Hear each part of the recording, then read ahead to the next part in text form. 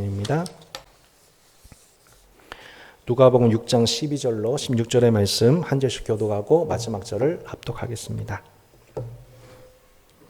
이때에 예수께서 기도하시러 산으로 가사 밤이 새도록 하나님께 기도하시고 밝음에 그 제자들을 부르사 그 중에서 12를 택하여 사도라 칭하셨으니 곧 베드로라고도 이름을 주신 시몬과 그의 동생 안드레와 야고보와 요한과 빌립과 바돌로메와 마테와 도마와 알페오의 아들 야고보와 셀롯이라 하는 시몬과 함께 읽겠습니다. 야고보의 아들 유다와 예수를 파는 자가 될 가룟 유다라.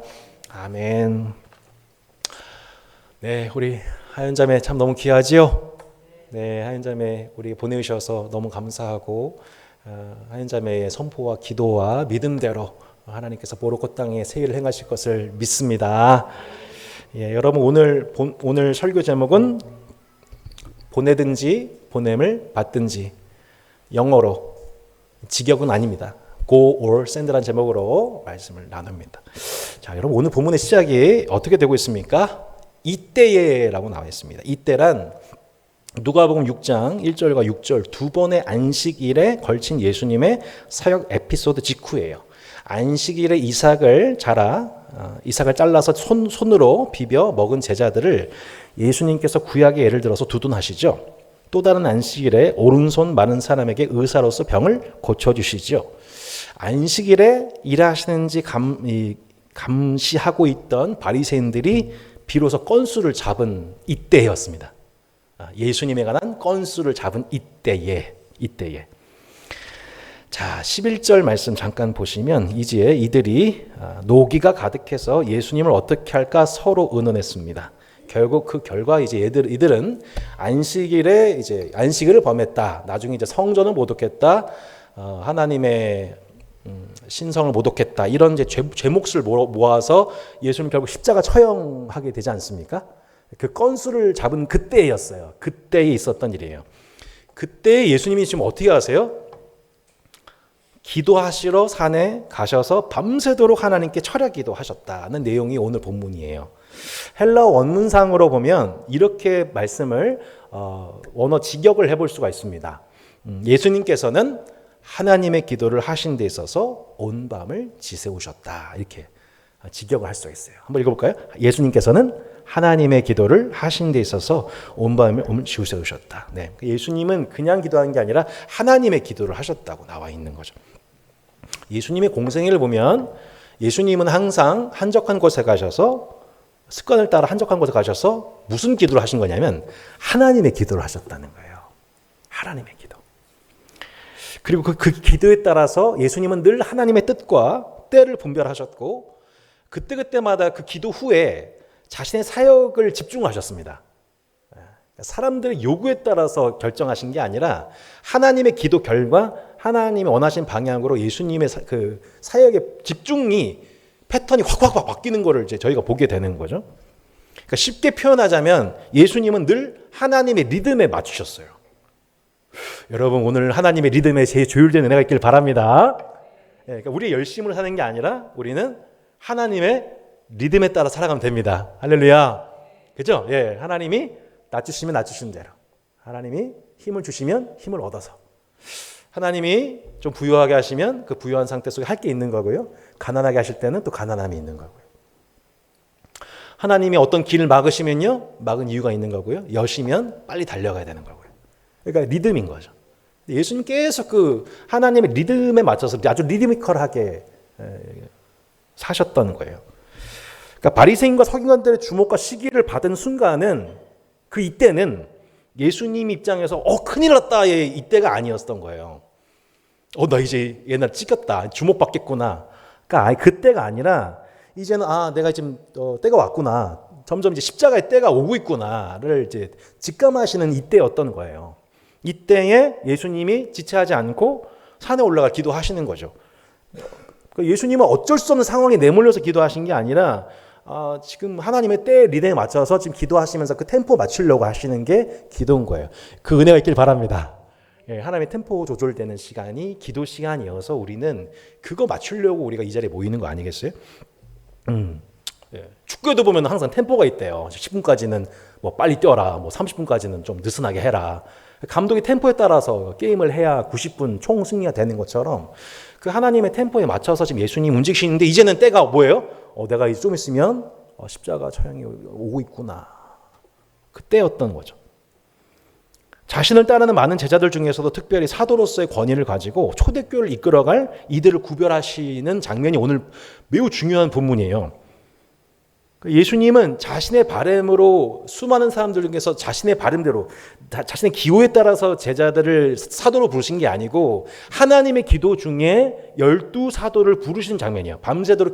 밤새도록 하나님의 기도를 하시고 자신을 따랐던 수많은 제자 중에서 12를 사도로 부르신 장면인 거죠. 그래서 나중에 맨 마지막 사도로 부름 받았던 사람이 누구예요? 저라고 하면 안 됩니다, 여러분. 저예요. 안 돼요. 신사도주의 안 됩니다. 이제. 자, 맨 마지막 사도는 누구예요? 바울님이 있습니다. 바울. 바울이 뭐라고 고백합니까? 하나님의 뜻을 따라 그리스도 예수의 사도로 부르심을 받았다라고 얘기하죠. 하나님의 뜻을 따라 부르심을 받았다. 사도로 부르심을 받았다. 여러분, 사도란 무슨 뜻입니까? 특정한 임무를 가지고 부르심 받은 자, 보내심 받은 자, 이걸 뭐예요? 사도라고 그래요. 특정한 시기 그렇게 하나님께서는 사도 바울을 포함, 마띠아 포함 13명의 사도를 이렇게 부르셨단 말이죠. 특정한 시기 일시적으로 사도라는 권한을 위임받아서 초기 기독교 형성과 복음 전파에 기여했던 사람들이죠. 예수님은 그렇게 자신의 죽음의 때가 오신 것을 아시고 이렇게 12명의 사도들을 부르셔서 그들을 사도로 부르셔서 그들을 집중하시고 선택하시고 집중하시고 훈련하신 그 최종적인 결론이 뭐였냐면 예수의 십자가 그리고 부활의 목격자요 증인들로서 이 사도들 통해서 교회가 태동하게 됩니다. 그러니까 유대교와 차별되는 기독교의 복음이 무엇인지를 분별하는 역할이 결국 사도에 의해서 일어나게 되는 거죠. 그리고 복음을 세계와 땅까지 전파하는 선교를 발생시키는 역할이 결국 12사도의 역할이었던 거죠. 그래서 사도 요한을 제외한 모든 사도들이 그렇게 복음을 전하고 순교했던 거죠. 결국 12명의 사도들, 물론 가룟 유다 제외하고 제비뽑기에 의해 선출된 마띠아 그리고 바울까지 이들을 향한 이 사도들을 향한 하나님의 기도가 모두 응답이 돼요.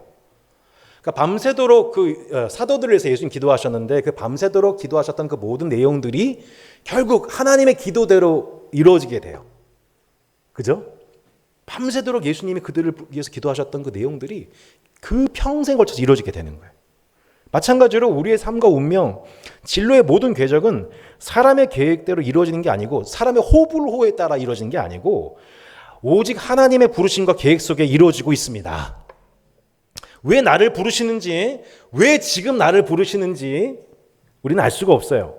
동시에 옆에 있는 사람을 왜 부르시는지 다 이해할 수 없어요. 우리 항상 그 제자 훈련 받을 때는 서로가 경쟁 관계, 시기 관계, 못마땅한 관계예요. 누가 크냐의 관계, 막 경쟁하는 관계. 베드로, 안드레, 야고보, 요한 집안 간에 막 알력이 있단 말이에요. 계속 엉뚱한 거 막 이렇게. 훈련 받을 땐 늘 그래요. 세리 출신의 마태, 셀롯이라고 하는 시몬, 완전히 정치적 성향도 완전 극단이에요. 극단. 극좌와 극우가 같이 있어요. 성격도 이상해. 바돌로메 엄청 까칠하고 편견이 많아요. 뭔 선한 게 날 수 있겠어. 막 편견쟁이. 도마 의심 많아요. 의심 많아요. 나는 직접 만져보지 않고 믿지 못해. 성향도 다양하고 성격도 까칠하고. 여러분 예수님의 제자 중에서 평범하고 무난한 이가 별로 없습니다. 그런데 이 모든 다양성 속에서 이들은 다 예수의 부활을 목격한 증인들로서 그분의 복음을 전파하다가 모두 자신의 생명을 아끼질 않습니다. 하나님의 목적이 나의 목적이 돼요. 그 목적을 향해서 나의 삶과 죽음을 다 바치는 그 일의 하나가 되었습니다. 할렐루야. 그렇게 예수님께 부름받은 이들뿐만이 아니었던 거예요. 이러한 이 오늘 누가복음 6장의 말씀에 나와 있는 이 전형적인 이 일이 지난 세계 교회사 속에서 12명의 제자들과 같이 각 시대의 대륙에서 모든 인종에서 모든 나라에서, 모든 문화에서 예수님을 따라 나섰던 이들, 예수님께 부름받아 보내심을 받았던 허다한 제자들이 계속해서 나타났던 것이죠. 그러니까 오늘 본문은 지금 현 시대 속에서도 적용되고 있는 거예요. 예수님은 지금도 그렇게 예수님은 쉬지 않고 기도하고 계세요. 쉬지 않고 하나님의 기도를 하고 계세요. 여러분께서 기도하되 어떤 그런 기복적인 기도가 아니고 하나님의 기도를 여러분에게 열렬하게 퍼붓고 계세요. 할렐루야. 부담되시나요? 지금도 여러분 예수님의 하나님의 기도, 하나님 아버지 창세전에 계획된 여러분의 인생을 향한, 전평생을 향한, 삶과 죽음에 관한 모든 총체적인 계획에 대한 하나님의 온 기도를 가지고 예수님 여러분을 위해서 기도하십니다. 그 기도가 우리 삶 속에서 계속 응답이 되는 거예요. 하나님의 기도를 받고 있는 거죠. 놀랍게도 우리는. 주를 믿는 많은 이들 중에서도 특별히 부르심을 받은 자들, 보내심을 받은 자들을 선택하시고 분별하시고 그들 축복하셨다는 거죠. 이들은 이제 열방을 향한 최초의 선교사들이 됐던 겁니다. 따산교회 금요치기도의 찬양과 기도가 반복될수록 참 그걸 더 많이 느끼게 되는 것 같아요. 하나님께서 지금도 예수님의 제자들을 부르고 계시고 언젠가 그들이 또 보냄을 받게 될 거라는 걸. 부르심과 보내심을 받은 자들이 곧 교회라는 것. 훗날 안디옥 교회가 그 금식과 기도 중에서 바울과 바나바를 선교사로 파송하잖아요. 예전 성복종에 있었을 때에 한 형제가 그런 얘기 하더군요. 우르차면 길성호 목사님, 손준호 목사님이 해외 선교 나간 거 아니냐. 길 목사님 별로 안 좋아하셨는데 여하튼 이렇게 그런 거 아니겠어요? 그죠? 저하고 신 목사님, 그죠?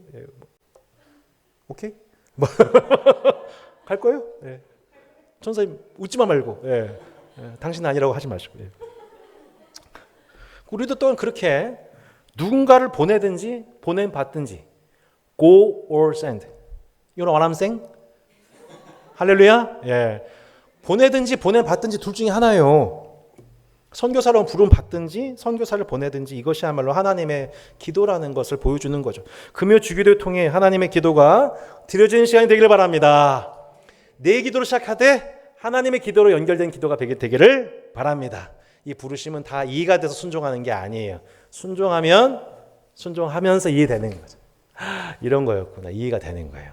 이래서 하나님 나 막으시는구나. 이래서 나 지금 이렇게 좁혀놓으셨구나. 이렇게 선택지가 없게 하셨구나. 이거를 막 묘하게 발견한단 말이죠. 여러분, 우리 인생의 모든 순간 우연은 없어요. 우연은 없어요. 막 어쩔 수 없이 내몰린 게 아니고 하나님이 몰아주신 겁니다. 꼭 해외로만 부르시는 게 아니에요, 여러분. 대한민국이 선교지화되고 있잖아요. 미전도 종족화되고 있어요. 한국에 들어와 있는 수많은 다문화인들이 있어요. 점점 우리는 출산율이 줄어들게 되면서 우리는 어쩔 수 없이 전 세계에서 많은 아시아에서 많은 이들을 입양하는 수순 가게 될 거예요. 열방에 모여들게 될 거예요. 수많은 중국인들이 이미 들어와 있어요. 세터민들이 들어와 계세요. 5% 미만의 미전도 종족의 복음화율을 기록하고 있는 청소년 이하 세대를 향하여서 우리가 지금 부모 세대가 되고 있는 거죠. 직장이 우리 선교지예요. 하나님을 알지 못하는 대한민국 시민들과 접촉하고 하나님 나라를 전파하는 곳, 교회가 아니에요. 직장이죠. 교회가 아니에요. 어디예요? 직장이에요. 직장. 요즘 누가 교회 와요? 이름을 내서. 목사한테 이름 내서 너무 죄송해요. 요즘 누가 교회 와요? 그냥. 근데 우리가 교회가 돼서 거기서 복음을 전할 수 있는 거예요. 그죠? 바로 그 목적에 의해서 우리가 하나님께서 직장으로 보내시는 거죠. 육아하시는 아버지 어머님 기억해 주십시오. 여러분의 가정에 믿지 않은 친척과 배우자 또한 자녀들 위해서 하나님께서 기도하시고 먼저 부르신 선교사들이 여러분이십니다. 김성훈, 권혜진 결혼한 이유 두 사람이 얼레리 껄레리 해서도 이지만 그 양 가문을 복음화에게서 하나님께서 그들을 예비하신 거라고 우리는 믿을 수 있는 거죠. 다산교 성도 여러분, 우리는 모두 부름받은 제자들이요 보냄받은 선교사입니다.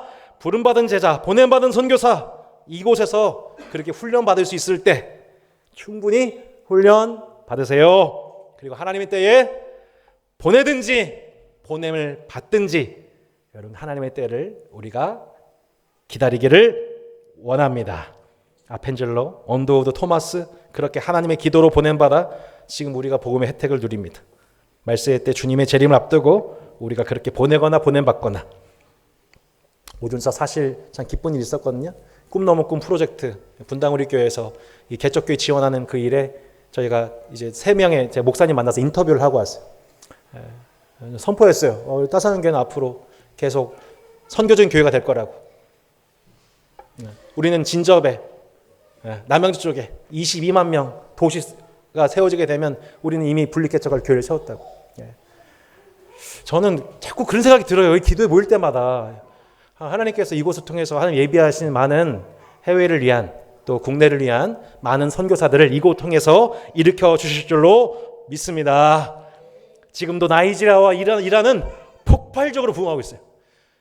믿기는 모로코와 리비아가 그런 하나님의 놀라운 복음 부흥이 일어나게 될 줄로 믿습니다. 함께 기도하고 찬양합시다. 함께 하나님의 부르심이 라는 찬양 부르면서, 하나님 그렇습니다. 저의 모든 인생과 삶의 순간이 하나님의 손에 있습니다. 아무것도 우연이 아닙니다. 하나님의 필연에 의해서 내 삶은 하나님의 리듬에 맞춰서 흘러가고 있을 뿐입니다. 하나님은 지금도 나와 함께하고 계시고 나를 사랑하시고 나와 함께하시고 영원토록 함께하십니다. 이 부르심을 찬양하며 기도하는 밤 갖기를 원합니다.